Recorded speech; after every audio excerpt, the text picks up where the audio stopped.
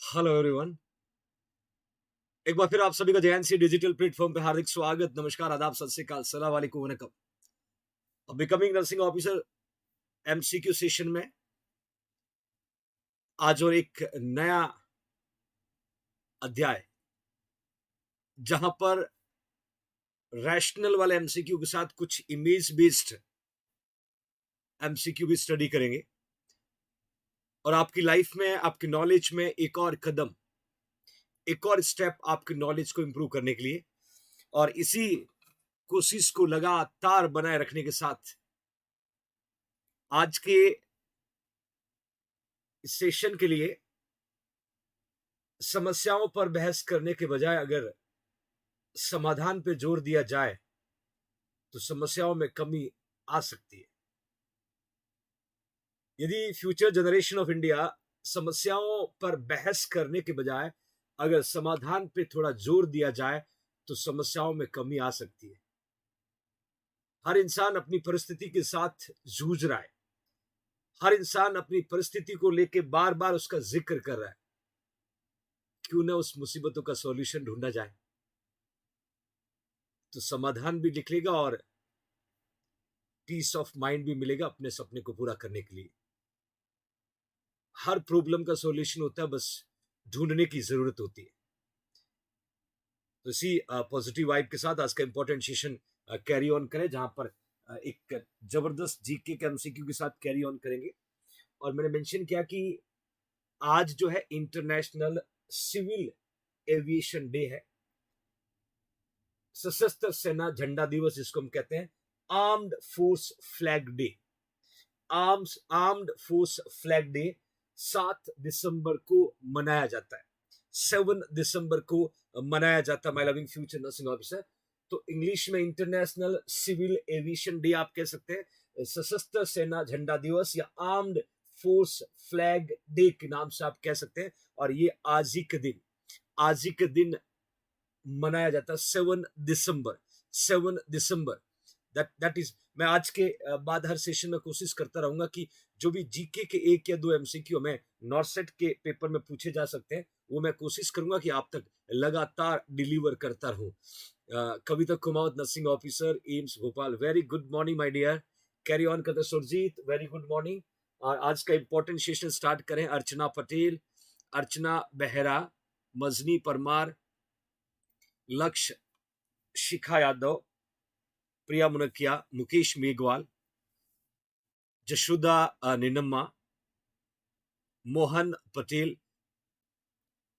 Very good morning. और आज का पहला एमसीक्यू आपके सामने। The nurse is preparing a client with cirrhosis for paracentesis. How will nurse position the client for this procedure. MCQ को थोड़ा सा फोकस करके पढ़ने की कोशिश करना फ्यूचर नर्सिंग ऑफिसर। पेशेंट जो है उसको सिरोसिस है, पेशेंट को जो प्रॉब्लम है वो सिरोसिस है, और उसी पेशेंट का हमें पैरासिंथेसिस करना है, उसी पेशेंट का हमें पैरासिंथेसिस करना है। मतलब कहीं न कहीं उसको जो है असाइटिस भी है, तो पैरासिंथेसिस करना है। तो कौन सी पोजीशन हम पेशेंट को प्रीफर करेंगे। शुक्रिया सुश्रिता। मैं बताना चाहता हूं बच्चों, सिरोसिस ऑफ लीवर कहते हैं, ये क्रॉनिक इन्फ्लामेटरी डिजीज है। ये क्रॉनिक इन्फ्लामेटरी डिजीज है। इस डिजीज में क्या होगा बच्चों, लीवर के जो पैरेन्काइमल सेल है, पैरेन्काइमल सेल या बेसिक फंक्शनल सेल कह सकते हैं, वो सेल क्या हो जाएंगे, डाई। और सेल डाई होने की वजह से लीवर के जो फंक्शन है वो लॉस हो जाएंगे बच्चों। इसी कंडीशन को हम कहते हैं सिरोसिस ऑफ लीवर। इसी कंडीशन को सिरोसिस ऑफ लीवर कहते हैं। और फ्यूचर नर्सिंग ऑफिसर, सिरोसिस की वजह से पेशेंट को पोर्टल हाइपरटेंशन होगा, और पोर्टल हाइपरटेंशन की वजह से पेशेंट को असाइटिस होगा। मतलब पेरिटोनियल कैविटी में फ्लूइड का एक्युमुलेशन हो जाएगा। उसी कंडीशन को असाइटिस कहते हैं। तो डेफिनेटली असाइटिस वाले पेशेंट को हम क्या करेंगे, पैरासिंथेसिस करेंगे to removal of the fluid. ये कहानी यदि आपको समझ में आई ना तो एमसीक्यू बड़ा आसान हो जाएगा बच्चों। मैंने क्लियरली मेंशन किया है, cirrhosis of liver can cause portal hypertension, portal hypertension can cause ascites, और असाइटिस वाले पेशेंट को पैरासिम्पटोसिस करते हैं। तो सिंपली इन्होंने यही पूछा my loving future nursing officer कि कौन सी पोजीशन हम देंगे। Option A Trendelenburg position, option B lying on right side, option C lying on left side, और option D sitting position, sitting position. शुक्रिया Anu Kashyap, very good morning. Quick answer कौन सा correct होगा बच्चों? पेशेंट को सिरोसिस ऑफ लीवर था, पैरासिम्पटोसिस conduct करना था, कौन सी पोजीशन इस प्रोसीजर को कंडक्ट करने में पेशेंट को दी जाएगी, प्रोवाइड की जाएगी बच्चों? Everybody have different view. Lying on right side, कुछ बच्चों लाइंग ऑन लेफ्ट साइड लिखा है, कुछ ने सिटिंग लिखा है। और फटाफट आंसर पुट करिएगा। शुक्रिया सुशित्रा। मैं आपको 3 पोजीशन की जिक्र करूंगा। एक होगा position during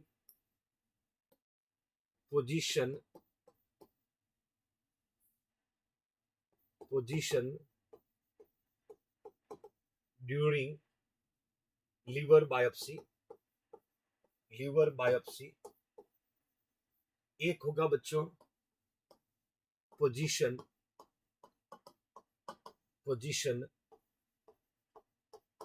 after liver biopsy,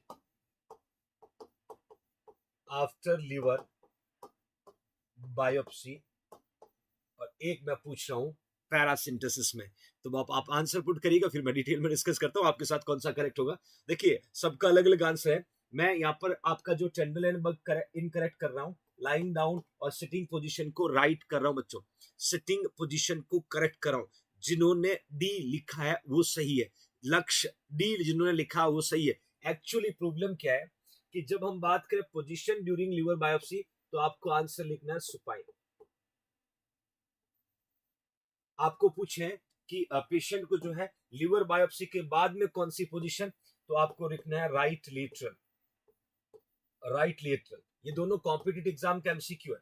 और हम लीवर को छोड़ के पेरिटोनियल कैविटी से फ्लूइड को निकालना है, तो ग्रेविटेशनल फोर्स से फ्लूइड नीचे तब आएगा जब पेशेंट को सिटिंग पोजीशन प्रोवाइड करेंगे, बिकॉज सिटिंग पोजीशन जो है ऑलमोस्ट हम कह सकते हैं 80 to 90 डिग्री एंगल पे, जिसको हम हाई फाउलर पोजीशन कह सकते हैं, जिससे पेशेंट का जो फ्लूइड का एक्युमुलेशन है वो एक पर्टिकुलर जगह होगा और हम निडल को इंसर्ट करके इजीली वहां से फ्लूइड को रिमूव कर सकते हैं। ये मैंने आपसे पूछा है। बट कुछ बच्चे जो है वो लीवर सिरोसिस वाली फीलिंग में थे। कुछ बच्चों का जो सोचना था कि सर लीवर सिरोसिस की बायोप्सी की बात कर रहे होंगे या बायोप्सी के बाद की बात कर रहे होंगे, बट मैंने मेरे फ्यूचर नर्सिंग ऑफिसर आपसे ये पूछा है कि लीवर सिरोसिस की वजह से पोर्टल हाइपरटेंशन और पोर्टल हाइपरटेंशन की वजह से असाइटिस, और असाइटिस को ट्रीट करने के लिए पैरासिम्पटोसिस किया जा रहा है। पैरासिम्पटोसिस का मतलब होता है to removal of the fluid from the peritoneal cavity. Peritoneal cavity से फ्लूइड को रिमूव करना पैरासिम्पटोसिस कहलाता है बच्चों। और ये मैं आपको बताना चाह रहा था। तो आपका राइट आंसर क्या होगा बच्चों? That is a sitting position. तो पहला एमसीक्यू धमाकेदार शुरुआत, आगे कई ऐसे खूबसूरत एमसीक्यू आपको देखने को मिलेगा। बस जुड़े रहे जेआईएनसी परिवार के साथ। नेक्स्ट एमसीक्यू क्या पूछ रहा है बच्चों, देखिएगा। A client has vagal nerve stimulation in a place to prevent seizure को प्रिवेंट करने के लिए वेगल नर्व स्टिमुलेशन किया जा रहा है, which would indicate that the device is working properly। कौन सा इंटरवेंशन आपको ये बताएगा कि जो डिवाइस हम यूज करे थे वेगस नर्व स्टिमुलेट करने के लिए वो प्रॉपरली काम कर रही है। ये कैसे हमें पता चलेगा? मैं ऑप्शन पुट कर रहा हूं, आप अपना आंसर दीजिएगा, then I will explain in the detail. पहले आप अपना आंसर पुट करें। The client voice change when operating। जब मशीन ऑपरेट कर रहे हैं वेगस नर्व को स्टिमुलेट करने के लिए, तो पेशेंट की वॉइस जो है वो चेंज होगा। भी लिखा hiccups occur with each stimulation. Her stimulation के साथ हिचकी आएगी, हिकअप्स आएंगे। या the client can feel vibration in the area of the vagal. जहां पर वेगस नर्व है वहां वाइब्रेशन फील करेगा patient. Vagal nerve stimulation when operational, या बच्चों the client radial pulse obliterate when the stimulator is activated. अब लगाए अपनी कॉमन सेंस, आप जो सोच रहे हो आंसर नहीं पुट किया मैंने, आपने जो सोचा वो आंसर नहीं पुट किया मेरे फ्यूचर नर्सिंग ऑफिसर, आप अपना माइंड अच्छे से यूटिलाइज करिएगा। बात कर रहे हैं वेगल नर्व स्टिमुलेशन की, पर्पस था सीजर को ट्रीट करना। कौन सा इंटरवेंशन से आपको पता चल रहा है कि आपको vagus nerve stimulation device effective work कर रही है, इफेक्टिव वर्क कर रही है? आप बताएं बच्चों मुझे, आप आंसर पुट करिएगा। It's okay Neetu, very good morning dear. हाँ बिल्कुल अर्चना पटेल, बताऊंगा मेरा बच्चा, आप अपना आंसर पुट करिएगा। और ऑलमोस्ट बच्चों का आंसर जो है गलत आ रहा है। मैं अब आंसर बदलवाता हूं आपको। देखिए वेगस जो है ना, वेगस नर्व है नहीं, 10th क्रेनियल नर्व, पहली बात 10th क्रेनियल नर्व, और इसी वेगस नर्व को हम कहते हैं लॉन्गेस्ट क्रेनियल नर्व, इसी को हम कहते हैं लॉन्गेस्ट क्रेनियल नर्व।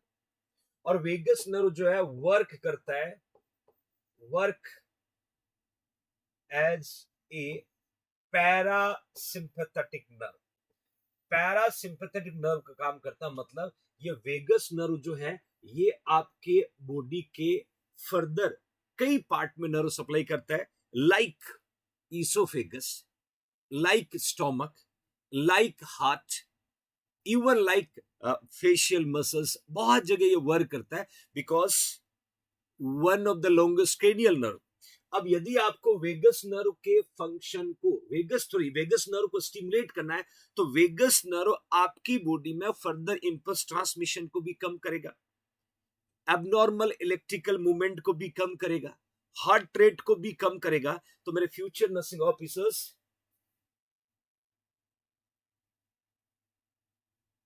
शुक्रिया वालिद, थैंक यू वालिद। तो एग्जैक्टली वेगस नर्व जो है वो पैरासिम्पैथेटिक नर्व के रूप में काम करता है। तो कहीं न कहीं आपका आंसर बदल रहा है। डी जो लिखा है client radial pulse obliterate when the, no no no no no no मेरा बच्चा, रेडियल पल्स ऑब्लिटरेट क्यों होगा? डी नहीं है, डी आंसर नहीं है, डी टोटली रॉन्ग है। मैं आपको हिंट दे रहा हूं, वेगस नर्व। अभी दूसरा देखिएगा, ये आपकी खोपड़ी, ये आ रहा वेगस नर्व, ये आपका बॉडी पार्ट है, ये आ रहा वेगस नर्व, ध्यान से देखिएगा, ये वेगल नर्व ब्रांच है, ये वेगस नर्व ब्रांच है, और हमें वेगस नर्व को स्टिमुलेट करना है, वेगस नर्व को स्टिमुलेट करना है। तो डेफिनेटली फ्यूचर नर्सिंग ऑफिसर्स, आपके क्लाइंट की वॉइस जो है वो बदलेगी। वॉइस क्यों बदलेगी? क्योंकि मैंने कहा था ना, vagus nerve oesophagus, vagus nerve कहां सप्लाई करता है? इवन आपके we can say respiratory organs like larynx, like pharynx होगी, वेगस नर्व को पार्टिसिपेशन होता है। वेगस नर्व स्टिमुलेट करोगे तो आपका कहीं की जो है वो वॉइस जो है वो चेंजेस होगा बच्चों, वॉइस जो है वो चेंज होगा। मैंने शुरू से कह रहा था, वेगस नर्व आपकी बॉडी के अदर ऑर्गन में नर्व सप्लाई करता है बच्चों। आपने लेरिंजियल नर्व पढ़ा होगा, आपने फेरिंजियल नर्व पढ़ा होगा, और आपको मैं बता दूं लेरिंजियल नर्व से भी वेगस नर्व की दोस्ती है, और वॉइस बदलेगी जब वेगस नर्व को स्टिमुलेट करोगे। जो जैसा सोचा वैसा आंसर नहीं निकला। अब हिकअप्स जो है, हिकअप्स का जो कॉज होता है वो इरिटेशन ऑफ डायफ्राम होता है बच्चों, इरिटेशन ऑफ डायफ्राम। डायफ्राम यदि आपका इरिटेट हो रहा है तो आपको हिचकियां आएंगी। कभी मत कहना कि मुझे कोई याद कर रहा है इसलिए हिचकी आ रही है, ये साइकोलॉजिकल मिथ्स है। हिचकी और हिकअप्स जो है ना, किसी की याद करने से नहीं आता बच्चों। हिचकी और हिकअप्स जो है डायफ्राम के इरिटेट होने की वजह से होता है। यदि डायफ्राम का इरिटेशन मिनिमाइज हो जाएगा तो हिचकी और हिकअप्स मिनिमाइज हो जाता है। ध्यान रखिएगा, हिचकी पे किसी को क्रेडिट देने के बजाय वी आर मेडिकल प्रोफेशनल, और हमें पता होना चाहिए हिचकी का कारण क्या है। हिचकी का कारण होगा irritation of diaphragm, irritation of diaphragm. तो ये बाहर हो गया। फील वाइब्रेटिंग बिल्कुल कोरिलेटेड नहीं है। रेडियल पल्स जो है ऑब्लिटरेट, ये भी कोरिलेटेड नहीं है। तो आपका सही आंसर क्या होगा? ए हो गया। तो एक और धमाका मैं ले चलता हूँ नेक्स्ट एमसीक्यू की तरफ बच्चों। अगला एमसीक्यू क्या पूछ रहा है कि the nurse working on A surgical unit, ये नर्स कहाँ काम करे? सर्जिकल यूनिट में काम करे। Would identify which client having the highest risk for pulmonary complication after surgery. MCQ समझना बच्चों, द फंटास्टिक एमसीक्यू। क्वेश्चन ये कह रहा है कि आप काम करें सर्जिकल यूनिट में, आप काम करें सर्जिकल यूनिट में, और आपको आइडेंटिफाई करना है कि वो कौन सा मरीज है जिसको पल्मोनरी कॉम्प्लिकेशन की सबसे ज्यादा रिस्क है। पल्मोनरी कॉम्प्लिकेशन की सबसे ज्यादा रिस्क है। खोपड़ी के दरवाजे खुले रखना बच्चों, बहुत मजेदार एमसीक्यू शेयर कर रहा हूं आपके साथ। आप वर्क कर रहे हो सर्जिकल यूनिट में और वहां पर कौन सा पेशेंट है जिसको पल्मोनरी कॉम्प्लिकेशन, पल्मोनरी मतलब लंग्स की कॉम्प्लिकेशन का रिस्क सबसे ज्यादा है, रिस्क सबसे ज्यादा। My loving future nursing officer, शुक्रिया वालिद, थैंक यू सो मच। अब मैं ऑप्शन पुट कर रहा हूं। मैंने लिखा है ए 24-year-old with open reduction internal fixation of ulna. 24 साल का पेशेंट, 24 साल का पेशेंट है और उसको ओपन रिडक्शन हुआ, इंटरनल फिक्सेशन ऑफ अल्ना। ये फ्रैक्चर का एक आंसर मैंने दिया। बी लिखा 45-year-old विद एन ओपन कॉलीसिस्टेक्टमी।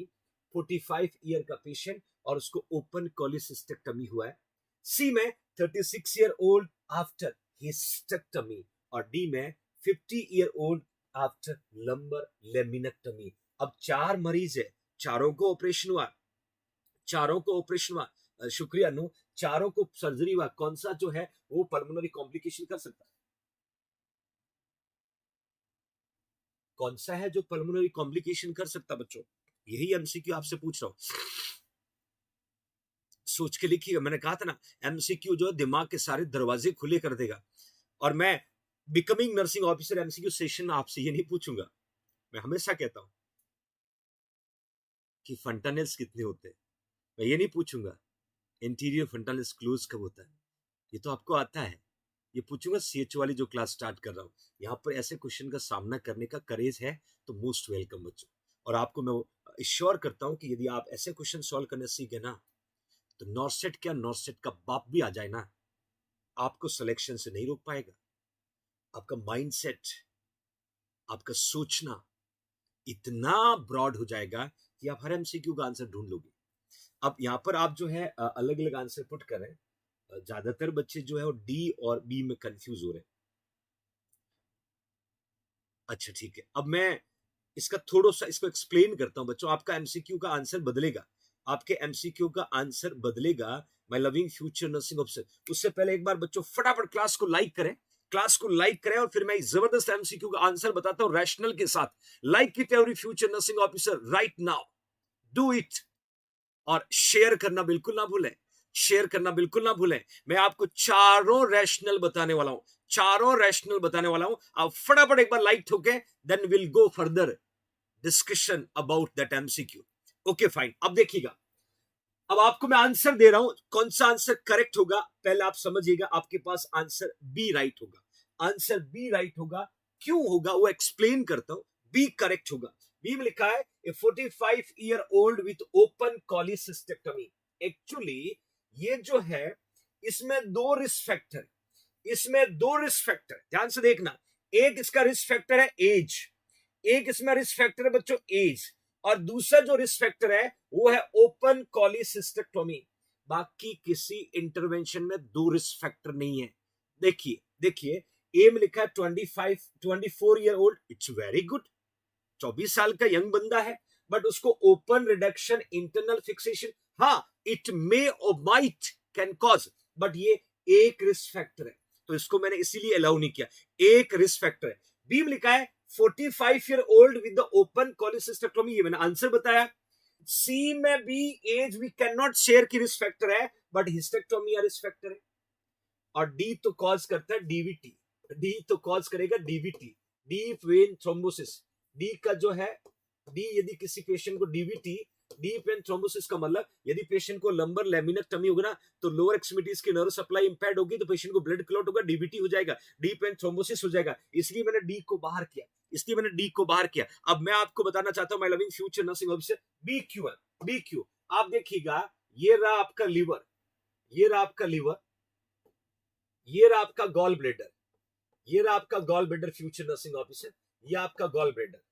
और मैं बताना चाहता हूं ऑलमोस्ट देखा जाए ना बच्चों ये है आपका like we can say lungs, like this is your lungs. इस तरीके से लंग्स होता है, इस तरीके से लंग्स होता है। यहां होता है डायफ्राम। कौन होता है बच्चों? डायफ्राम। अब इन्होंने क्या वर्ड लिखा है? इन्होंने क्या वर्ड लिखा है? ओपन। ओपन लिखा। ओपन का मतलब हमने एक इंसिजन दिया जिसका नाम है कोचर इंसिजन, जिसका नाम है कोचर इंसिजन, जिसका नाम है कोचर इंसिजन। और जब हमने कोचर इंसिजन दिया, जो एक इमेज आपको दिख रहा है, कोचर इंसिजन की वजह से रिस्क होता है। क्या रिस्क होता है? रप्चर। रप्चर क्या रिस्क होता है? Rupture of diaphragm. Rupture of diaphragm बोल सकते हो, रप्चर ऑफ लंग्स बोल सकते हो, रप्चर ऑफ लंग्स बोल सकते हो। क्योंकि इंसिजन जहां दे रहे हैं, डायफ्राम तो बिल्कुल पास में, डायफ्राम तो बिल्कुल पास के my loving future nursing officers. Incision जहां दे रहे हैं तो डायफ्राम तो बिल्कुल पास में। यहां दिख रहा है आपको? एग्जैक्टली दिख रहा है। Okay fine. तो डेफिनेटली कोचर इंसिजन यदि हम पुट करें तो पेशेंट को रिस्क होगा या तो डायफ्राम रप्चर होगा या लंग्स रप्चर होगा। तो कॉलीसिस्टेक्टोमी वाले पेशेंट को 100% प्रोबेबिलिटी होता है कि कोई कॉम्प्लिकेशन होगा तो रेस्पिरेटरी ट्रैक से बिलोंग करेगा, रेस्पिरेटरी ट्रैक से बिलोंग करेगा बच्चों। इसीलिए इसीलिए मेरे फ्यूचर नर्सिंग ऑफिसर्स, आपका बी जो है वो कॉम्प्लिकेशन कर सकता है पल्मोनरी के। कौन से? पल्मोनरी के कॉम्प्लिकेशन कर सकता है। अब समझ में आया कि नहीं आया आपको? सभी फ्यूचर नर्सिंग ऑफिसर्स को इसका रैशनल समझ में आया? रीजन आपके सामने है क्यों हम कह सकते हैं कि इस पेशेंट को रिस्क है पल्मोनरी कॉम्प्लिकेशन। तो that you understand everyone, that you understand everyone future nursing officer. शुक्रिया सिकंदर। नेक्स्ट एमसीक्यू की तरफ चलते हैं बच्चों। अगला एमसीक्यू क्या पूछता है? A client arrive after the house fire. House fire, आग लग गई घर में, हाउस फायर। एक पेशेंट आता है हाउस फायर के बाद। What clinical manifestation is most indicative of possible carbon monoxide poisoning? Definitely हमेशा हम कहते हैं fire, fire, would burning, would burning, burning, ये सब क्या कॉज करते हैं? ये कार्बन मोनोऑक्साइड पॉइजनिंग कॉज करते हैं, कार्बन मोनोऑक्साइड पॉइजनिंग कॉज करते हैं। इसीलिए जब पेशेंट आपके पास आता है तो उसको हाउस फायर से पेशेंट को लेके आ रहे हैं और उसको कार्बन मोनोऑक्साइड पॉइजनिंग हुआ, जिसके लिए मोस्ट इंडिकेटिव क्या दिखेगा, मोस्ट इंडिकेटिव सिम्टम क्या दिखेगा, ये आपसे पूछना चाह रहा है। क्या पल्स ऑक्सीमेट्री रीडिंग 80% मिल रहा है? क्या पल्स ऑक्सीमेट्री रीडिंग 80% मिल रहा है तो हमें इंडिकेट करा कि पेशेंट को कार्बन मोनोऑक्साइड पॉइजनिंग हुआ है? क्या expiratory stridor and nasal flaring present है? क्या बच्चों cherry red colour of mucous membrane present है? क्या future nursing officers presence of carbon that we can say carbonaceous particle in the sputum, which is the correct one, which is the correct one? आपको क्या करना है? Carbon monoxide poisoning वाले patient के उस hallmark, उस हॉलमार्क क्लिनिकल मैनिफेस्टेशन का पता लगाना है इन चारों इंटरवेंशन में से। अब काफी हद तक मैंने इंडिकेट कर दिया बच्चों, काफी हद तक मैंने इंडिकेट कर दिया my loving future nursing officers. अब आपको सही आंसर, अरे बच्चों शिवानी यादव, मैंने एंटीडॉट पूछा ही नहीं बेटा, एंटीडॉट पूछा ही नहीं, यही तो आपके प्रॉब्लम है। पूछा आपका नाम और आप गांव का नाम बता रहे हो, है ना? ऐसा नहीं होना चाहिए ना। मैंने क्वेश्चन में क्या पूछा है कि पेशेंट आता है हाउस फायर के बाद में, कौन सा क्लिनिकल मैनिफेस्टेशन आपको इंडिकेट करेगा कि पेशेंट को कार्बन मोनोऑक्साइड पॉइजनिंग हुआ, कार्बन मोनोऑक्साइड पॉइजनिंग हुआ। देखिए सभी बच्चों ने ए लिखा है, सभी बच्चों ने ए लिखा है, क्या बात है। Pulse oximetry reading of 80%।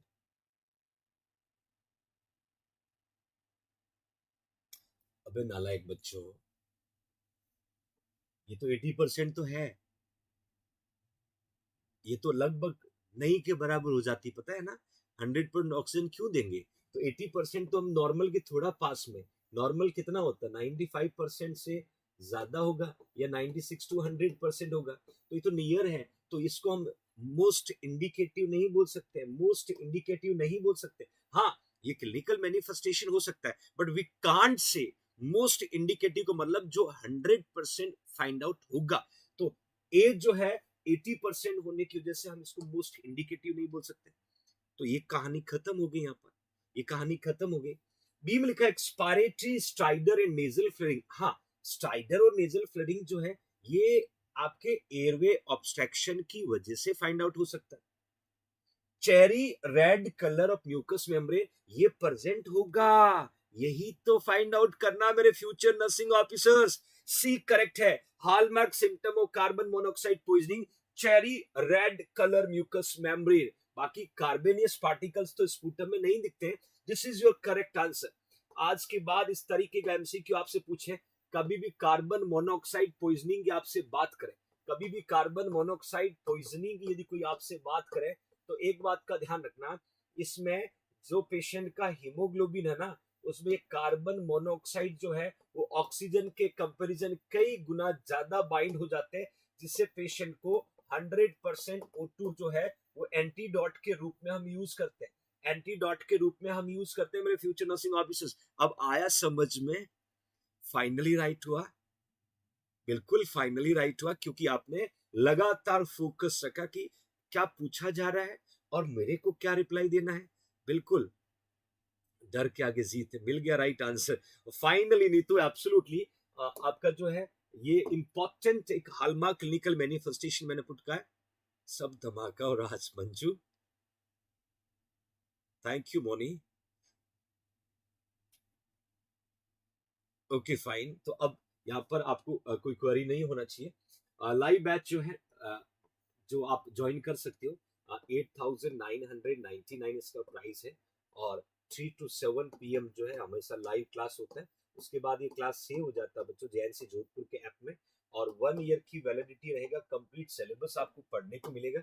Next question की तरफ कैरी ऑन करते हैं। Which medication should the nurse have available in case a client have anaphylactic reaction to penicillin Z, benzathine, जिसको हम बेसिलिन बोलते हैं।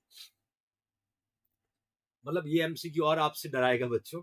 मैंने आपसे क्लियरली पूछा है कि कौन सी वो मेडिकेशन हमें अवेलेबल रखना है यदि पेशेंट को जो है पेनिसिलिन की वजह से एनाफाइलेटिक रिएक्शन हुआ है, तो ट्रीट करने के लिए कौन सी ड्रग को हमें अवेलेबल रखना है, कि कौन सी ड्रग को हमें अवेलेबल रखना। My loving future nursing officers, मैंने लिखा है एपिनेफ्रिन को अवेलेबल रखना है क्या, क्या डाइजीपाम को अवेलेबल रखना है क्या, सोडियम बाइकार्बोनेट को अवेलेबल रखना है क्या, या फेंटोलामिन मिसाइलेट को अवेलेबल रखना है क्या।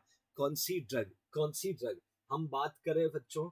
पेनिसिलिन, हम बात कर रहे हैं पेनिसिलिन। आपको पता होगा ना बच्चों, एलेक्जेंडर, एलेक्जेंडर जो है फ्लेमिंग नाम सुना होगा, एलेक्जेंडर जो है फ्लेमिंग नाम सुना होगा, जिसको हम कहते हैं पापा ऑफ पेनिसिलिन। ये क्या है? फादर है। किसके बच्चों? फादर है। ये फादर है पेनिसिलिन के। ये क्वेश्चन कॉम्पिटिटिव एग्जाम में पूछा हुआ है कि पापा ऑफ पेनिसिलिन कौन है, फादर ऑफ पेनिसिलिन कौन है, तो एलेक्जेंडर फ्लेमिंग को आपको लिखना। और ये रिपीटेटिव क्वेश्चन है, ये रिपीटेटिव क्वेश्चन है, दोबारा पूछा जा सकता है कि who is the father of penicillin. अब आपके सामने 4 ऑप्शन है। देखिए, मैं आपको बताना चाहता हूं कि पहले आप अपना आंसर दें, फिर मैं चारों ड्रग का पर्पस बताता हूं, रैशनल बताऊंगा, ताकि आपको कभी भी ऐसा एमसीक्यू रिपीट होता तो आप गलती ना करें। शुक्रिया मजनी। ये आप लिख रहे हो बच्चों, ये आप लिख रहे हो, अलेक्जेंडर फ्लेमिंग आपने लिखे, इट्स ओके। इस एमसीक्यू का आंसर आप ए पुट करें, कृपा ए पुट करें। एब्सोल्युटली आपका आंसर करेक्ट है, सही है। देखिए, मैंने एपिनेफ्रिन को लिखा है, साथ में एक एंटीहिस्टामिन, और साथ में मैंने कहा था रिससिटेट इक्विपमेंट तैयार रखना जब भी एनाफाइलेटिक रिएक्शन होता है। ये पेनिसिलिन की एनाफाइलेटिक रिएक्शन को ट्रीट करने के 3 तरीके हैं। एक एपिनेफ्रिन तैयार रखना है, एक एंटीहिस्टामिन तैयार रखना है, एक आपको रिससिटेट इक्विपमेंट को तैयार रखना है, ताकि हम पेशेंट को जो है वो रिकवर कर सके। एपिनेफ्रिन के बाद में डाइजीपाम को हमेशा हम एंटी एंजाइटी ड्रग कहते हैं। एंटी जो है वो एंजाइटी ड्रग के नाम से जानते हैं। यदि पेशेंट को एंजाइटी हो रहा है, ठोक दो डाइजीपाम, सो जाएगा, है ना। दूसरा सोडियम बाइकार्बोनेट। सोडियम बाइकार्बोनेट आपको पता है कि ये एक तरीके से एंटासिड आप कह सकते हो, एंटासिड आप कह सकते हो। तो कहीं कि ये आपके डाइजेस्टिव ट्रैक में एसिडिक पीएच को कम करने में मदद करता है। देन पेंटोलामाइन जो है, ये तो बच्चों डिक्रीज ब्लड प्रेशर, ये ब्लड प्रेशर को ट्रीट करने में मदद करता है, एंटी हाइपरटेंसिव ड्रग के रूप में काम करती है। तो डेफिनेटली आपके पास एक ही ऑप्शन बच्चा, एक ही ऑप्शन बच्चा, my loving future nursing officer Archana. Archana मेरा बच्चा, पेशेंट को यदि पेनिसिलिन की एनाफाइलेटिक रिएक्शन होता है, तो हमें कौन सी ड्रग अवेलेबल रखना है, पेशेंट के पास में कौन सी ड्रग को अवेलेबल रखना।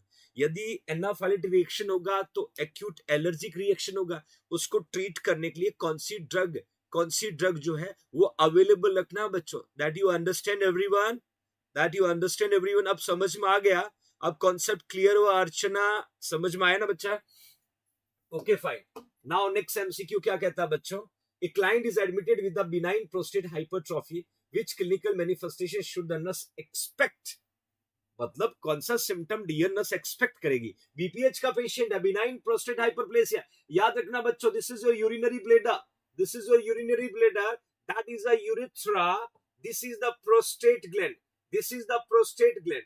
और प्रोस्टेट ग्लैंड का यदि एनलार्जमेंट होगा तो डेफिनेटली जितना यूरिन आना चाहिए उतना नहीं आएगा। यही तो कंडीशन है बिनाइन प्रोस्टेट हाइपरट्रॉफी। हम बात करें पेशेंट को बीपीएच है, हम बात करें पेशेंट को बीपीएच में लविंग फ्यूचर नर्सिंग ऑफिसर, तो कौन सा मैनिफेस्टेशन जो है वो एक्सपेक्ट करेगी नर्स? 4 सिम्टम बता रहा हूं, एक करेक्ट होगा और वो एक्सपेक्टेड सिम्टम है जो बीपीएच वाले पेशेंट को मिलेगा, जो बीपीएच वाले पेशेंट को मिलेगा। एवरीबॉडी नो बीपीएच का जो है मोस्ट कॉमन फैक्टर हम कह सकते हैं कि एज जो है one of the factor responsible can cause BPH. या एज के साथ साथ आपकी प्रोस्टेट ग्लैंड की साइज बढ़ेगी, यूरिन जो आउटपुट है वो कहीं की अल्टर्ड होगा और पेशेंट को दिक्कतें आएगी।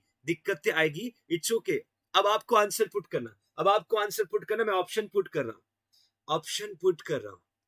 अब प्रिया टीयूआरपी की बात नहीं कर रहा हूं, टीयूआरपी की बात नहीं कर रहा हूं बच्चा। अब देखिएगा मैंने क्या लिखा है, फ्रीक्वेंट अर्ज टू वॉइड, बार बार मन करेगा यूरिन पास करने का।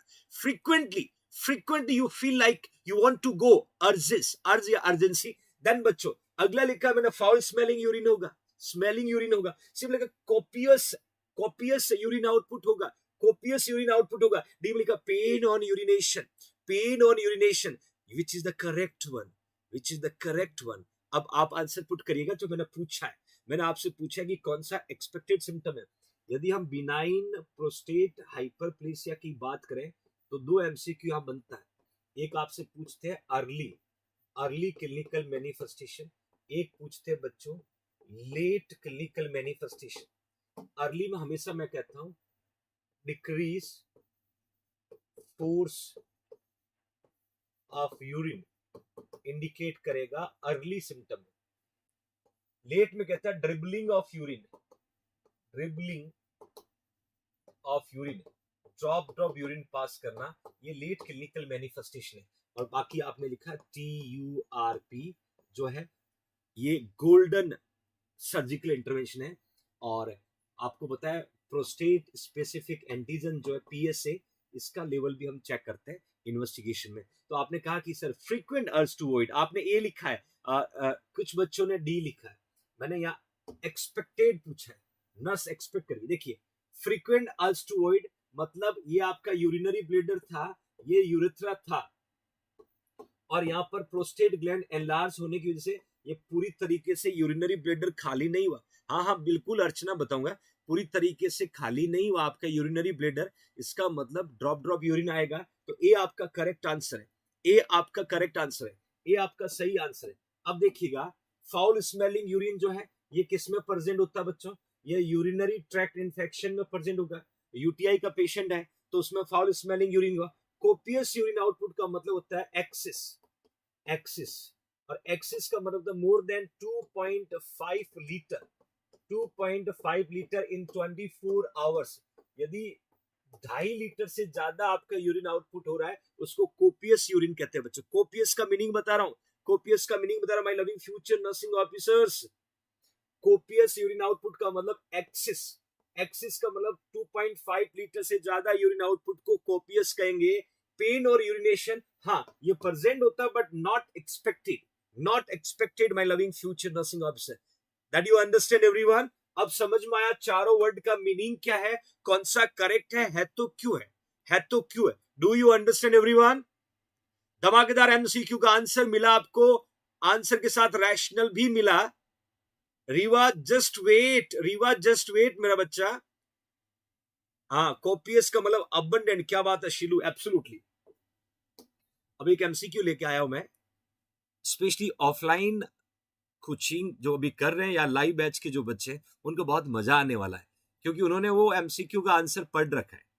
ऑफलाइन के बच्चे जो है स्पेशली जेएनसी के लाइब्रेरी में या तो बैठ के पढ़ रहे होंगे, या बदमाश जो है रूम में बैठ के पढ़ रहे होंगे, ये उनके स्टडी का टाइम है, और डेफिनेटली वो लाइव क्लास कहीं की कैरी ऑन कर रहे होंगे। तो अभी रिसेंटली उन्होंने एक एमसीक्यू जो टॉपिक पढ़ा है कार्डियोवैस्कुलर, वहां से एक एमसीक्यू मैं पूछ रहा हूँ, और उनका आंसर गलत नहीं होना चाहिए जिन्होंने पढ़ रखा है ना। तो फटाफट तैयार है, मैंने क्वेश्चन आपके सामने पुट किया है। एक इमेज आपको दिख रही होगी, एक इमेज मैंने आपके सामने पुट किया हुआ, जिसके अंदर 5 लीड्स आपको दिख रही होगी, 5 लीड्स है, एक डिवाइस आपको दिख रही होगी, एक डिवाइस लगी हुई दिख रही होगी। मैंने आपसे पूछा है कि इस प्रोसीजर को क्या कहते हैं, प्रोसीजर को क्या कहते हैं। मैंने ऑप्शन लिखा है ECG machine, ECG machine future nursing officer. मैंने लिखा है NST non stress test machine. मैंने हॉल्टर मॉनिटरिंग लिखा हुआ बच्चों, मैंने ब्रीथ मॉनिटरिंग लिखा हुआ, ब्रीथ मॉनिटरिंग। तो अब आपका आंसर गलत नहीं होना चाहिए बच्चों। देखिए इस तरीके का क्वेश्चन मैंने पहले भी जिक्र किया, नॉर्सेट में पूछा हुआ है। इस तरीके का एमसीक्यू जो है वो नॉर्सेट 2020 में पूछा हुआ है, और मैं सिर्फ उस क्वेश्चन को रिपीट कर रहा हूं कि यदि यह रिपीट होता तो आपका आंसर गलत नहीं होना चाहिए। क्विक आंसर पुट करिएगा, फटाफट आंसर पुट करिएगा, किसी भी बच्चे का आंसर गलत नहीं होना चाहिए। ऑलमोस्ट जो है हॉल्टर मॉनिटरिंग आपका आंसर आ रहा है, मतलब आप सी जो है उसको करेक्ट मान रहे हैं, आप सी जो है उसको करेक्ट मान रहे हैं। क्या बात है, सुपर फ्यूचर नर्सिंग ऑफिसर्स, सी जो पुट करे उनका एब्सोल्युटली राइट है, एब्सोल्युटली आग लगा दिया सी में, क्या बात है ना। इट्स ओके, इट्स ओके, आपका सी करेक्ट है। मैं बताना चाहता हूं ईसीजी जो है ना, ईसीजी ये क्या करता है टू फाइंड आउट, ईसीजी क्या करता है to find out location, location of MI. यदि मैं कार्डियक डिसऑर्डर की बात करूं तो इवन आपको पता है इसका मेन पर्पस होता है इलेक्ट्रिकल, इलेक्ट्रिकल जो एक्टिविटी है ना हार्ट का, इलेक्ट्रिकल जो एक्टिविटी है ना हार्ट का, इसका पता लगाने का काम इलेक्ट्रोकार्डियोग्राम करता है। बट कार्डियक सिस्टम में एमआई का लोकेशन, मतलब एमआई कहाँ है, एमआई कहाँ हुआ है उसका पता लगाएगा। एनएसटी जो है फीटल वेलबींग, सबको पता है, एनएसटी जो है फीटल वेलबींग का हम पता लगाते हैं बिफोर बर्थ, है ना, सबको पता है। देन ब्रीथ मॉनिटरिंग जो है हम ब्रीथ साउंड का पता लगाते हैं बच्चों, ब्रीथ साउंड का पता लगाते हैं। और आपके पास जो मैंने इमेज पुट किया है वो हॉल्टर मॉनिटर था बच्चों, हॉल्टर मॉनिटर था। ये जो क्या करता है, ये 24 hours heart activity, 24 hours heart जो है इसकी एक्टिविटी को रिकॉर्ड करता है। कितना मजेदार एमसीक्यू है, रिकॉर्ड करता है बच्चों, रिकॉर्ड करता है। क्या रिकॉर्ड करता है, 24 घंटे आपकी हार्ट की एक्टिविटी को रिकॉर्ड करने का जो काम है वो हॉल्टर मॉनिटर करता है बच्चों। और हॉल्टर मॉनिटर का यूज जो है, हॉल्टर मॉनिटर का जो यूज है वो स्पेशली 2 जगह, देखिए 5 लीड्स है, लगा दी जाती है, डिवाइस को पेशेंट को प्लेस कर दिया जाता है, और सारी डेली लाइफ की एक्टिविटी करने को कहा जाता है, और 24 घंटे आपके हार्ट की एक्टिविटी जो है वो रिकॉर्ड होगा। नीतू नॉन स्ट्रेस टेस्ट होगा, नीतू नॉन स्ट्रेस टेस्ट कहलाता है बच्चों, एनएसटी नॉन स्ट्रेस टेस्ट। तो डेफिनेटली एक तो जो है पेस मेकर थेरेपी किसी पेशेंट को लगा हुआ, तो पेस मेकर थेरेपी के इफेक्टिवनेस का पता लगाने में ये काम आता है। दूसरा एंटी डिसअर्थमिक ड्रग किसी पेशेंट को चल रही है, इन दोनों के इफेक्टिवनेस का यदि कोई पता लगाना चाहता है तो आपको हॉल्टर मॉनिटरिंग करना पड़ता बच्चों, तो आपको हॉल्टर मॉनिटरिंग करता पड़ता। My loving future nursing officers, शुक्रिया प्रीति, अब आपको समझ में आ गया। हाँ, मोबाइल जैसा दिखता है, ये तरीका है, ये पैटर्न आपके सामने है। और आपसे पूछेंगे किसी पेशेंट को पेसमेकर, ज्यादातर जो है ब्रेडिकार्डिया वाले पेशेंट को पेसमेकर का यूज करते हैं, तो पेसमेकर थेरेपी यदि अच्छे से आपको मिल रही नहीं मिल रही है, हम कैसे पता करेंगे, हम हॉल्टर मॉनिटर लगा करके पेशेंट को 24 घंटे के लिए छोड़ देंगे। 24 घंटे बाद जब पेशेंट वापस आएगा तो ग्राफिकल रिप्रेजेंटेशन निकालेंगे, फिर स्टडी करेंगे कि स्लीपिंग के टाइम हार्ट कैसे काम करता है, एक्टिविटी में हार्ट कैसे काम करता है। तो that is a right answer. Okay, fine. Now move for next MCQ. Which clinical manifestation during a bone marrow transplant alert the nurse to possibility of the adverse reaction? मतलब किसी patient को bone marrow transplant किया जा रहा है और उस bone marrow transplant करते समय कौन सा जो है पॉसिबिलिटी सिम्टम आपको दिखेगा, उसे हमें पता चलेगा कि पेशेंट को जो है एडवर्स रिएक्शन, जिसको हम कॉम्प्लिकेशन कह सकते हैं, वो पता चलेगा। ये एमसीक्यू आपसे पूछा है कि which clinical manifestation during a bone marrow transplant alert the nurse to the possibility of adverse reaction. Option आपके सामने, that is a fever, that is a red urine, then hypertension, then shortness of breath. Which is the correct one? कौन सा सही होगा बच्चों? कौन सा सही होगा? मैंने पूछा कौन सा clinical manifestation during bone marrow transplantation हमें अलर्ट कर देगा कि पेशेंट को साइड इफेक्ट डेवलप हो रहा है। अब बड़ा सिंपल एमसीक्यू है बच्चों, बड़ा सीधा एमसीक्यू पूछा आपसे, बड़ा सिंपल एमसीक्यू बच्चों, तुरंत आंसर पुट करिएगा। बच्चे फीवर लिख रहे हैं, बच्चे रेड यूरिन लिख रहे हैं। देखिए रेड यूरिन जो है हम कह सकते हैं ये नॉर्मल फाइंडिंग कह सकते हैं, ये तो नॉर्मल फाइंडिंग है क्योंकि हम लोग रेड बोन मैरो पेशेंट को एडमिनिस्टर कर रहे हैं, दैट यू कैन से। तो इसको तो बाहर कर दिया, ए और सी और डी। अब 3 ऑप्शन है। अरे नालायक बच्चों, ट्रांसप्लांटेशन हो रहा है, बोन मैरो का ट्रांसप्लांटेशन हो रहा है, तो ट्रांसप्लांटेशन में क्या हो सकता है? लगाओ ना अपना दिमाग। फीवर कौन सा अलर्ट कर रहा है? फीवर जरूरी थोड़ी कि बोन मैरो ट्रांसप्लांट में ही आता है। तो अपने खोपड़ी के दरवाजे खुले करो, राइट आंसर को बुलाओ कि कौन सा सही होगा। Archana, don't be confused. As जो है we can not say is a indicative sign to indicate allergic reaction या indicative sign to indicate to develop adverse effect of the bone marrow transplant. तो आपके सामने प्रिया बिल्कुल सही। तो एक ही ऑप्शन आपके सामने और आप चले आए राइट आंसर पे, यही मैं आपसे उम्मीद कर सकता हूं। एब्सोल्युटली शॉर्टनेस ऑफ ब्रीथ जो ना, ये एडवर्स इफेक्ट को इंडिकेट करेगा। It may due to acute anaphylactic reaction. बाकी fever common symptom, red urine due to bone marrow transplant common, hypertension we can not consider due to bone marrow. तो आपके पास एक ही है क्योंकि एक्यूट एनाफाइलेटिक रिएक्शन की प्रोबेबिलिटी होती है, तो डेफिनेटली शॉर्टनेस ऑफ ब्रीथ आपको देखने को मिलेगा। राइट हो गया ना? बड़ा मजा आता है जब आंसर राइट हो जाता है ना, क्योंकि ये जो फीलिंग है ना बच्चों आपकी, सच में आंसर राइट होने के बाद आपका एक्साइटमेंट, आपकी खुशी, ये पढ़ने वाला बच्चा महसूस कर सकता है। जिसने बहुत शिद्दत से हार्डवर्क किया वो महसूस कर सकता है, क्योंकि उसके लिए एक एक आंसर बहुत इंपॉर्टेंट है। यदि एक आंसर भी गलत होता तो उसको बहुत बुरा फील होता कि मेरे से गलती कैसे हुई। जब एक आंसर उसका सही होता तो उसका कॉन्फिडेंस लेवल और बूस्ट होता है, यस मैंने जो प्रेडिक्ट किया वो सही है। This is the sign indicating studious student, जिन्होंने मेहनत की है, जो पढ़ना चाहते हैं, जो अपने सपने की तरफ बढ़ रहे हैं ना, ये एक पॉजिटिव साइन है। ये फ्लिकरिंग कर रहा है कि आप अच्छा कर रहे हो, आप अच्छा कर रहे हो। बस आपको 2-3 चीजें और डेवलप करना है। आपको आंसर 100% श्योरिटी से नहीं पता है, वहां आपको रुक जाना है, जहां आपको 100% आंसर नहीं पता, रुक जाना, बिल्कुल स्टॉप हो जाना है।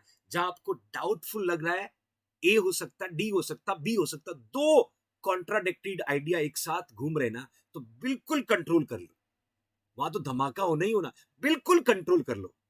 और ये bad habits one day make you stronger, और ये बैड हैबिट्स आपको सिलेक्शन तक लेके जाएगी। इन बैड हैबिट्स को हटाओ, बैड हैबिट्स को मिनिमाइज करो। और ये टाइम है बच्चों, प्रैक्टिस का टाइम है। यहां पर हम हर दिन कुछ नया सीखने की कोशिश करते हैं,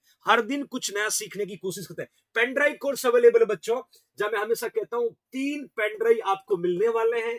complete nursing officer coaching course आपको मिलने वाला है। इंटरनेट की जरूरत नहीं है, 1 ईयर की वैलिडिटी है, यूनिट टेस्ट है। उन बच्चों के लिए कोर्स अवेलेबल है जहां इंटरनेट की सुविधा नहीं है, जहां इंटरनेट की फैसिलिटी नहीं है। वो स्टूडेंट्स इस कोर्स को बाय करके अपने सपने को पूरा कर सकते हैं, वो इंडिया के किसी भी कोने में क्यों ना रह रहे हो। इंटरनेट फ्री, यहां इंटरनेट की जरूरत नहीं है इस पेन ड्राइव कोर्स में। सिंपल है बच्चों, 9636032691 पर फोन पे और पेटीएम करके बाय कर सकते हो। अगला एमसीक्यू कहता है, एक client with gastrointestinal bleeding, a client with gastrointestinal bleed, मतलब पेशेंट को जीआई ब्लीड हो रहा है और हैज ए नेजोगैस्ट्रिक ट्यूब लगा हुआ, बच्चों एनजी ट्यूब लगा हुआ है, एनजी ट्यूब लगा हुआ, my loving future nursing officer. Low continue wall suction, साथ में सक्शन भी चल रहा है। टू असिस्ट बाउल साउंड, आपको बाउल साउंड असिस्ट करना है। Nurse should perform which of the following procedure.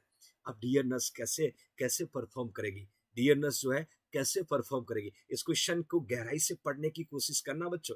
मैंने लिखा है गैस्ट्रोइंटेस्टाइनल, जीआई ब्लीडिंग हो रहा है, उसको नेजोगैस्ट्रिक ट्यूब लगा हुआ है, साथ में लो सक्शन, कंटिन्यू लो सक्शन चल रहा है। अब डियर नर्स को उस पेशेंट का बाउल साउंड चेक करना है। How can check, how can check. अब ये तो आपकी रिस्पॉन्सिबिलिटी है ना, ये तो डियर नर्स रिस्पॉन्सिबिलिटी है। हाउ कैन आइडेंटिफाई, मैं 4 ऑप्शन दे रहा हूं, 4 ऑप्शन दे रहा हूं my loving future nursing officer. Here you can see option A, insert 10 ml of air in a nasogastric tube.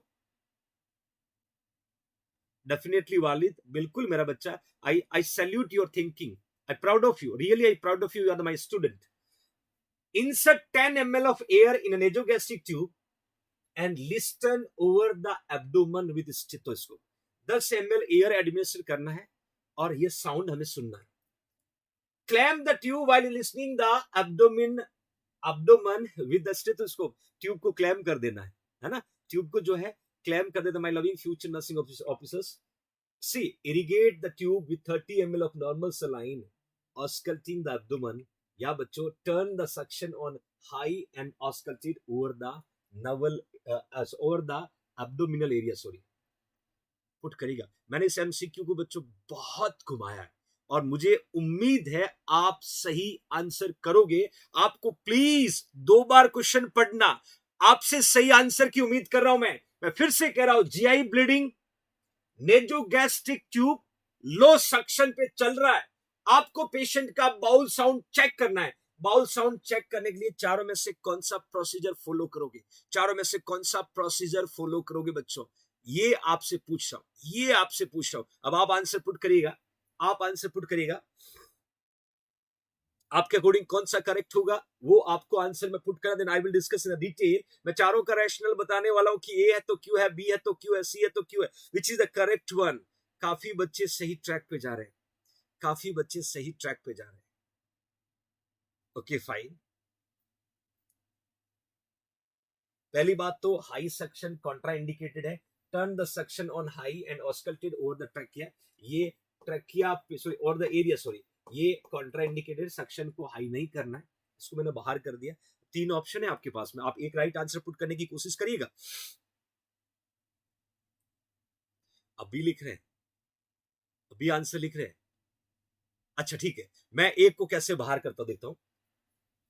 10 ml air, insert 10 ml of air and listen over the abdomen stethoscope. इसका purpose है to find out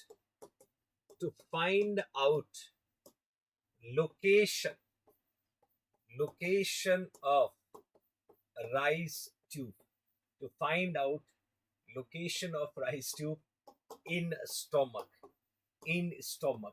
stomach में Ryle's tube का पता लगाने के लिए ऐसा ही कुछ मेथड हम यूज करते हैं। 10 ml की जगह 30 ml यूज करते हैं, 10 ml की जगह 30 ml यूज करते हैं, तो ए तो बाहर हो गया। ए जो है बाहर होने का रीजन मैंने बता दिया, यहाँ लिखा कि 10 ml एयर इंसर्ट करेंगे, स्टेथोस्कोप से साउंड सुनेंगे। आपको पता है ना राइस ट्यूब फिक्सेशन के बाद 4 मेथड पढ़ते हैं बच्चों, तो ये मेथड तो आपको क्या बता रहा है कि आपकी राइस ट्यूब क्या स्टोमक में पहुंची, उसका पता लगाने में ए मदद करेगा। Placement of Ryle's tube, location of Ryle's tube का पता लगाने में ए मदद करेगा। हमने ए को बाहर कर दिया बच्चों, ए आंसर नहीं हो सकता, ए आंसर नहीं हो सकता।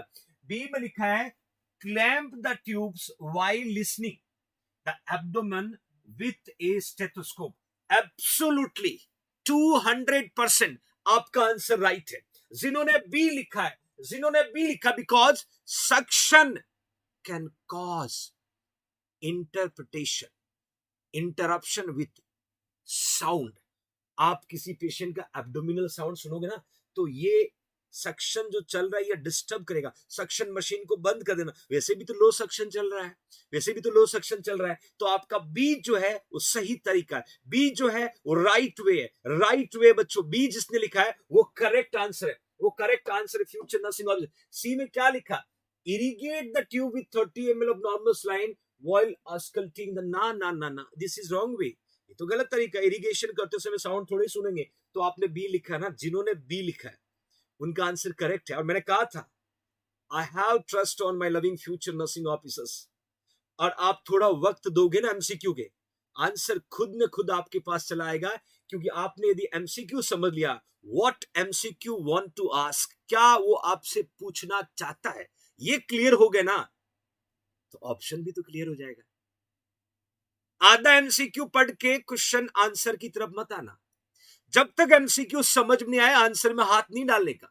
जब क्वेश्चन आपको समझ में आ गया तो डेफिनेटली आंसर ढूंढ लोगे, आंसर ढूंढ लोगे बच्चों। ओके फाइन, एक और मजेदार क्वेश्चन आपसे पूछना चाहता हूं। क्वेश्चन कहता है कि पेशेंट जो है बर्न पेशेंट, ध्यान से ना, burn client care plan reveal an expected outcome of no localize और systematic infection, which assessment by the nurse support this outcome. फिर समझना, बहुत घुमा दिया, बहुत घुमा दिया।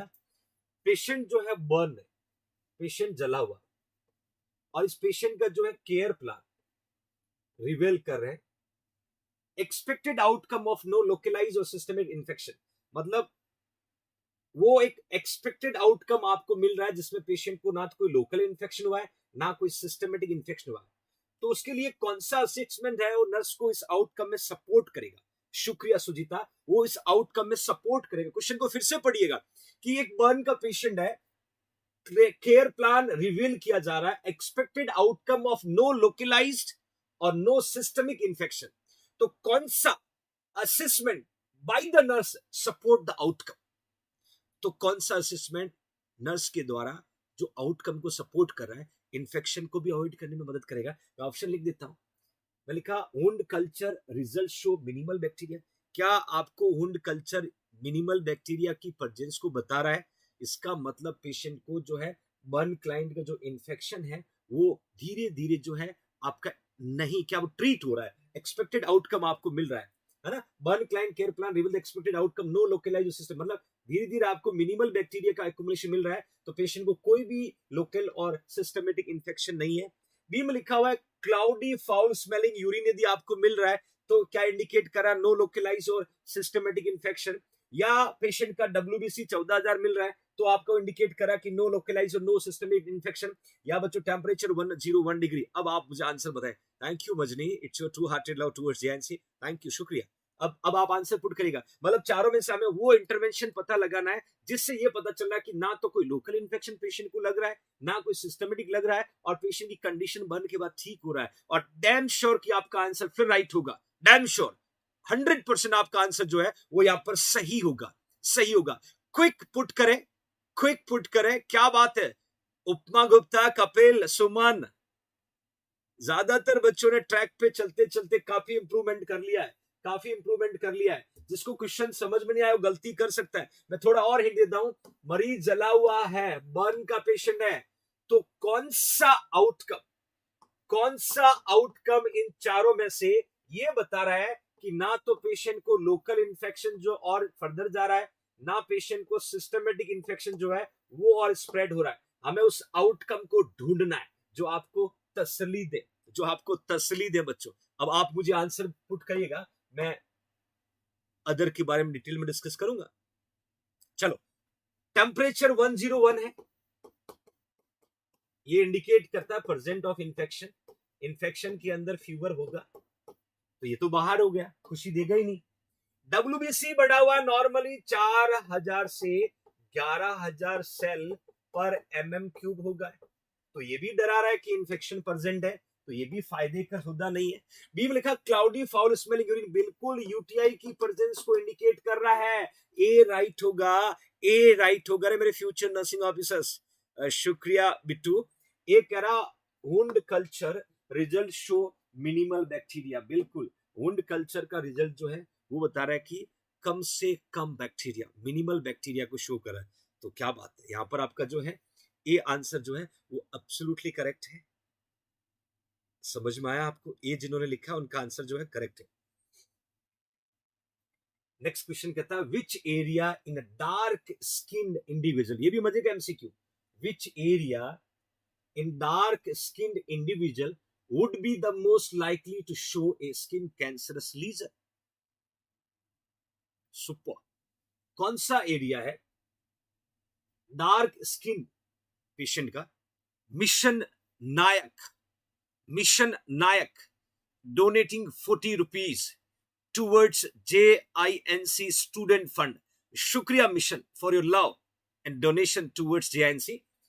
विच area in a dark skin individual would be the most likely, मतलब पेशेंट के बॉडी के वो कौन सा डार्क एरिया है जो ये शो कर रहा है कि पेशेंट को skin cancer? Option A chest, option B arms, option C face, option D palm. You can put the right answer. You can put the right answer. कौन सा एरिया स्किन का, वो कौन सा एरिया जो डार्क स्किन जो है show कर रहा है और उससे आपको पता चल रहा है कि पेशेंट को स्किन कैंसर है, पेशेंट को स्किन कैंसर है। बॉडी में 4 पार्ट मैंने लिखा है, आप एक सही आंसर मुझे लिखिएगा। कौन सा स्किन कैंसर की बात कर रहा हूं बच्चों, स्किन कैंसर की बात कर रहा हूं। My loving future nursing officer Ashok Kumar, congratulation मेरा बच्चा। चेस्ट, आर्म, फेस में बहुत सारी चीजें एडिशनल भी आपको बताऊंगा। फिर आप अपना आंसर पुट करें, आप अपना आंसर पुट करें। चेस्ट लिखा, आर्म लिखा, फेस लिखा, पाम लिखा है। और बच्चे डी पे उतारू, बिल्कुल डी राइट लिख रहे हैं, डी राइट लिखे। पाम एंड सोल, ध्यान से रखना बच्चों, पाम एंड सोल जो लोग है of feet are area in a dark skin client where skin cancer is more likely to develop because decreased pigmentation found in these area। ये जो पाम है, पाम जो आप लिख रहे हैं उसके साथ में सोल लिखा है, सोल लिखा है। याद रखना पाम और सोल जो है ना, यहाँ आपकी स्किन जो है सबसे मोटी स्किन होती है ना, थिक नॉट थिन, थिकस्ट स्किन होती है, यहाँ पर थिकस्ट स्किन होती है। और यहाँ पर यदि पिगमेंटेशन कम है और ये एरिया आपको रिफ्लेक्ट करेगा कि पेशेंट को स्किन कैंसर है, पेशेंट को स्किन कैंसर है। और मैं उम्मीद करता हूं कि इस तरीके के ट्रिकी क्वेश्चन को आप अच्छे से आइडेंटिफाई कर पाएंगे। और स्किन कैंसर का मैं जिक्र कर रहा हूं, एरिया आपकी बॉडी का मैंने दिया, चेस्ट लिखा, आर्म लिखा, फेस लिखा, पाम लिखा है, और यू कैन आइडेंटिफाई एग्जैक्टली कौन सा करेक्ट है। डेफिनेटली स्किन कैंसर यदि पेशेंट को होता है तो आपकी बॉडी में किसी भी पार्ट को इन्वॉल्व किया जा सकता है, बट मेनली जिन्होंने पुट किया कि palm and sole of feet are area in the dark skin client where skin cancer is more likely to develop because of decreased pigmentation found in these areas. That you understand everyone? तो मेरे future nursing officer, आज का important session यहीं तक था। ये मेरी कोशिश आपको मजबूत करने की हमेशा जारी रहेगी। कल फिर मुलाकात करूंगा ठीक सुबह 10:30 बजे। अपना ख्याल रखिएगा, खुश रहिएगा और सपने को जिंदा रखिएगा।